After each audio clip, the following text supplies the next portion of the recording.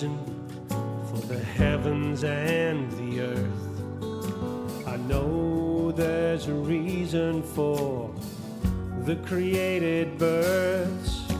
I know there's a reason for turning dust into flesh. Welcome back to the Blue Halo Podcast. Today's mini Halo episode is a little different. It's the final chapter in our Beatitudes mini-series, and it brings us to one of the most challenging and surprising statements Jesus ever made.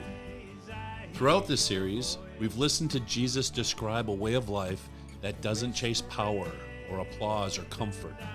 Instead, he's invited us into humility and mercy, purity and peace. Each beatitude has quietly reshaped what it means to be blessed. Today, we arrive at the 8th beatitude.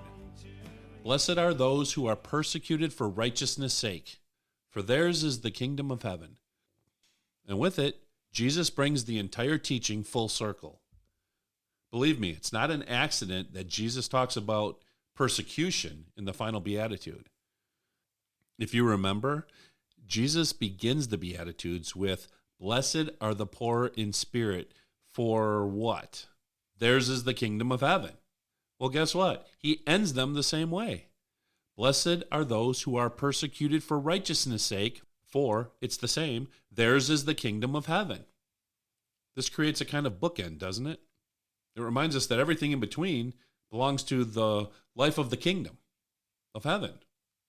Persecution isn't a separate calling.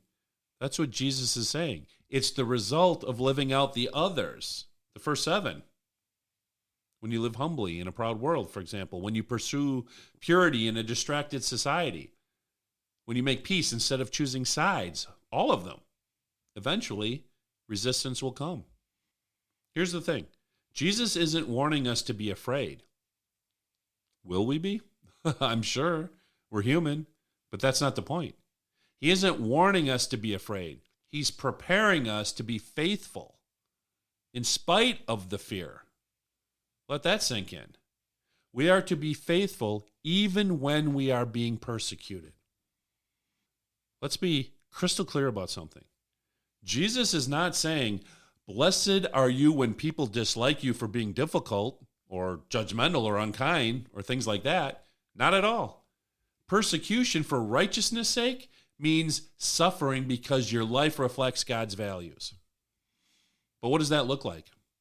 Persecution takes many forms, including death. But don't overlook the lesser ways. They're quieter, but they have meaning too. Here's what I mean.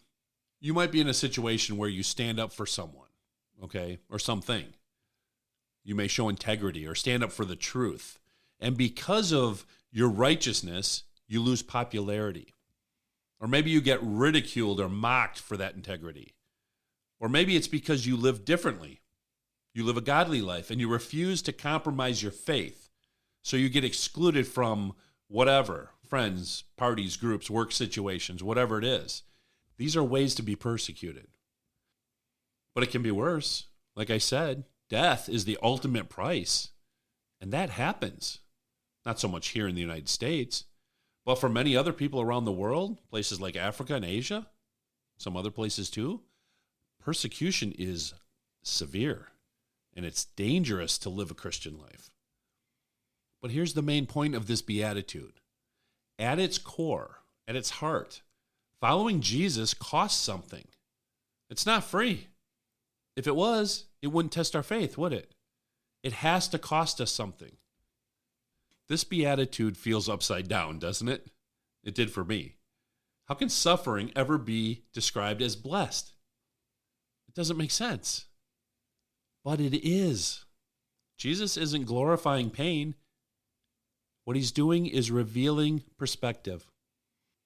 When we suffer for righteousness, we're walking the same road that Jesus walked. Think about that. The Bible, in the scriptures, reminds us that Jesus himself was rejected. And he was mocked. You know the story. And he was crucified. And for what? Not for doing wrong, but for love and truth.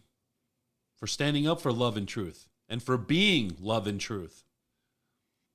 Suffering doesn't mean God has abandoned us. Sometimes it means we're walking closely with him. And I know at first it doesn't seem to make sense. It seems upside down. But it does make sense.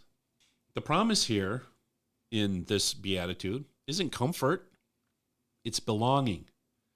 And it says so in the first beatitude and the last one, number 1 and number 8. For theirs is the kingdom of heaven. That's saying we belong. That means even when the world pushes back, when things are falling apart, we are held securely by God. And that is comforting. As we close this mini-series, let's take a moment to look back at the path Jesus laid out for us. Blessed are the poor in spirit. This is the first one. This means recognizing our need for God.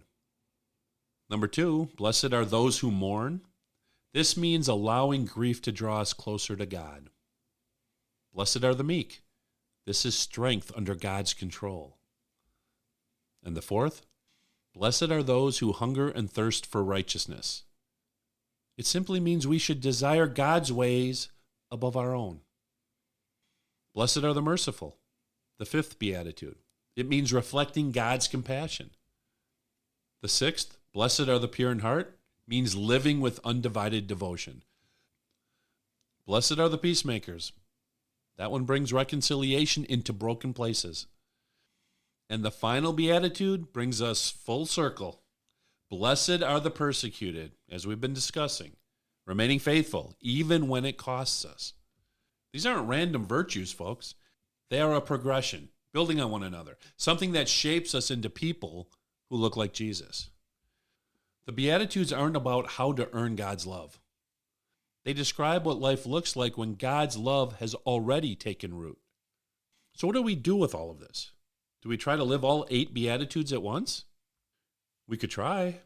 Or maybe we start where we are now and we invite God to help us where we're the weakest. Maybe we let him form us gently, slowly, in our own faith. That could work too. You see, living the Beatitudes won't make life easier. Don't think that it will. That's not the point. But what it will do is make your life truer. It won't make us popular, but it will make us faithful. And it won't always protect us from hardship, but it will anchor us in hope. Remember, the kingdom of heaven doesn't belong to the loudest voices. It belongs to those who quietly reflect the heart of Jesus. Thank you for joining me for this Beatitudes mini-series. Whether you've listened to one episode or all 9, I hope these words of Jesus continue to echo in your heart long after this series ends. And if you feel encouraged, consider sharing them with someone who may be searching for a different way to live. So, until next time, walk in humility, love deeply, and trust the kingdom of heaven is already at hand. When I close my